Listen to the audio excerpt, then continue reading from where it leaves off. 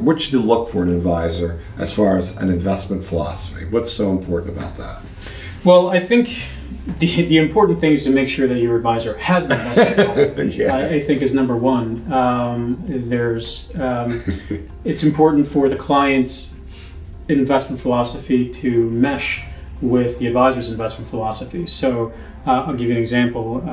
Sometimes you'll have where a client will be, have a very aggressive investment philosophy and the advisor may not. So those two probably wouldn't be suitable to work with each other because of Right. that. So it's an important question to ask whenever you have that consultation with the advisor the first time is, tell me about your investment philosophy and how you view, the current world. And expand upon a little bit how, most advisors we would get the information from the client and kind of structure that. So then that leads right to the next issue is where exactly is the risk tolerance for the client, right? So a client that, again, as I said, may be more aggressive, the philosophy may be similar, the way you would invest for that client would be different than a client that may be closer to retirement, might be a little bit more conservative, has less tolerance for risk.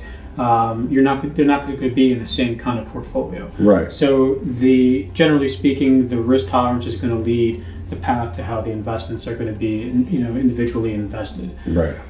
As far as having an investment philosophy, that's important to note as well that the advisor, ask the advisor, is he going to use passive investments like indexing, mutual funds or ETFs, or are they going to use active or something like that, where it may charge a little bit more internally for those active managers, but hopefully they're delivering a benefit for that. Right.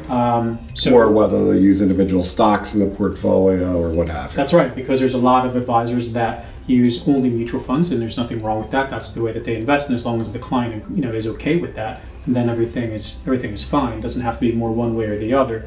But I think you would agree that you have to have a discussion of how would you invest for me in my situation, and then again that falls back to what kind of a plan does that client have? Right. So always starts with the plan, and then follows up with, okay, let's look at your appetite for risk, and then let's look at the investments and see how our investment philosophy meshes up with your goals and your appetite for risk. And tell me a little bit about this. I'm going to throw you this.